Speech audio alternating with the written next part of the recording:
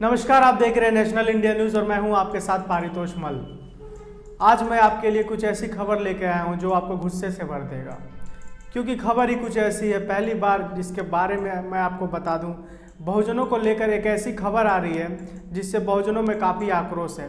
Supreme court ने साफ बोला है कि SC/ST को जातिगत गालियाँ देना अब अपराध नहीं। और दूसरी खबर यह है कि सोनीपत के थाने में 2 नाबालिग बहुजन लड़कियों के साथ 12 पुलिस वालों ने कथित तौर पर गैंगरेप किया है। इन सभी बातों पर आपसे मैं आज बात करूंगा। सबसे पहले ये जातिगत गालियां देना अपराध नहीं, सुप्रीम कोर्ट ने जो बोला है, इसको लेकर ये मेरी ये रिपोर्ट देखिए, फिर आगे बढ़ेंगे। बाबा साहेब के देश में ये क्या हो रहा है? SC/ST को बंद कमरे में जातिगत गालियां देना अब अपराध नहीं है। जी हाँ, बिल्कुल आप सही सुन रहे हैं। और ये फैसला सुप्रीम कोर्ट के एक ब्राह्मण जज ने लिया है। आखिर बहुजनों के साथ ही क्यों ऐसा हो रहा है, खासकर इस भारतीय जनता पार्टी की सरकार में? इस मामले को लेकर पंडित VS पेरियार अपने फेसबुक वॉल पर लिखते हैं कि सामाजिक अपराधों और मुद्दों में जहां एक ब्राह्मण जज का सीधे सीधे कॉन्फ्लिक्ट ऑफ इंटरेस्ट होता है, वहां एक ब्राह्मण जज को केस फैसले के लिए देना संविधान और कानून की व्याख्या नहीं बल्कि उस कानून की हत्या करवाना है। छोटे छोटे मामलों में कॉन्फ्लिक्ट ऑफ इंटरेस्ट कानून लागू किया जाता है, तो SC/ST के मुद्दे पर फैसला करते हुए क्यों नहीं, ये सवाल उन्होंने पूछा है। बहुजन नेता और सामाजिक संगठन जब तक इस मुद्दे को लेकर सही ढंग से नहीं उठाएंगे, तब तक ब्राह्मण जुडिशरी में बैठे जज हालत बद से बदतर करते जाएंगे। SC/ST बनाम ब्राह्मण केस में अकेले ब्राह्मण जज कैसे फैसला कर सकता है?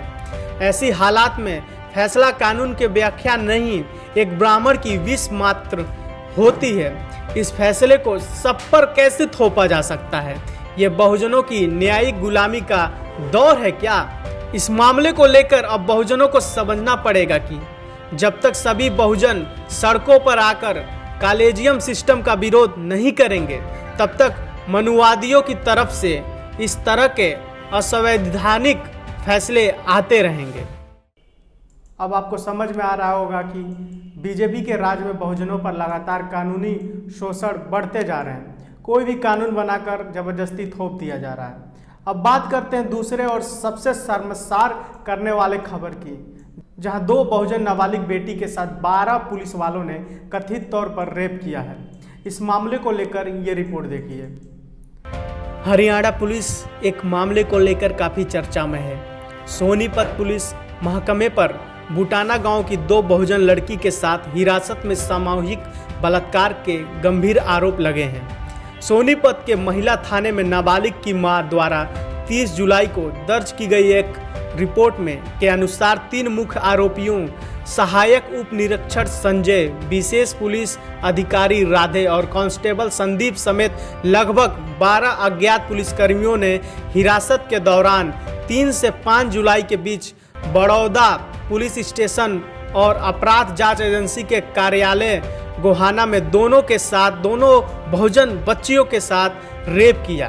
3 मुख्य आरोपियों पर पोस्को एक्ट और भारतीय दंड संहिता की धारा 376(2)(a) और 376(d) के तहत आरोप लगाए गए हैं, लेकिन बाद में FIR में SC/ST एक्ट भी जोड़ा गया है। एक नाबालिग लड़की तो बीते 22 अगस्त को ही 18 साल की हुई थी। पिछले एक पखवाड़े से इस मामले को लेकर राष्ट्रीय मानव अधिकार आयोग और राष्ट्रीय अनुसूचित जाति आयोग सक्रिय हुए हैं। मानव अधिकार आयोग ने 21 से लेकर 23 अक्टूबर के बीच एक पैनल तहकीकात के लिए सोनीपत भेजा है।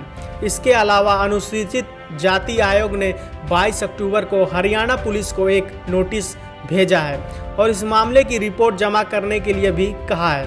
राज्य के कई बहुजन संगठनों ने भी इस मुद्दे को लेकर सोनीपत जिले में विरोध प्रदर्शन किया है। इस विरोध प्रदर्शन में दोनों लड़कियों को न्याय मिलने और आरोपी पुलिसकर्मियों की गिरफ्तारी की मांग की गई है। हालांकि इस केस को लेकर पुलिस ने जांच शुरू कर दी है, लेकिन अभी तक आरोपी अधिकारियों को गिरफ्तार नहीं किया गया है। इस संदर्भ में सोनीपत के पुलिस अधीक्षक जसनदीप सिंह ने कहा है, हमने SSP निकिता खट्टर के तहत एक एसआईटी का गठन किया है। वह मामले की जांच कर रही हैं। उनके साथ एसएचओ महिला थाना इंस्पेक्टर प्रोमिला भी उनकी मदद कर रही हैं। अब दोनों खबरों से आपको पता चल ही गया होगा कि कोर्ट और पुलिस किस तरह से बहुजन पर अत्याचार कर रही है। पुलिस वाले रेप कर रहे हैं बहुजन बेटी का, तो कोर्ट ऐसे फैसले ले रही है जिससे बहुजनों को अपमानित होना पड़ रहा है। आखिर कब तक इस देश में ऐसा होगा? खैर, विदा लेने का समय आ गया, लेकिन जाते जाते कुछ बातें बता दूं कि बहुजन अभी नहीं जगा तो आने वाला समय बहुजनों के लिए बहुत ही हानिकारक होने वाला है। जीना दुश्वार हो जाएगा। इस सभी मामलों को लेकर आपकी क्या राय है, आप क्या सोचते हैं? कमेंट बॉक्स में कमेंट कर जरूर बताइए। अगर ये स्टोरी आपको अच्छी लगी तो लाइक कीजिए, शेयर कीजिए। हमारे चैनल को अगर सब्सक्राइब नहीं किए तो प्लीज़ करके सब्सक्राइब कीजिए। तो अभी तक के लिए इतना ही। आगे देखते रहिए तमाम बड़ी खबरों के लिए नेशनल इंडिया न्यूज़, और मुझे दीजिए इजाज़त। धन्यवाद। चैनल को सब्सक्राइब नहीं किया है तो प्लीज़ सब्सक्राइब कीजिए और ताज़ा अपडेट पाने के लिए बेल आइकन को दबाना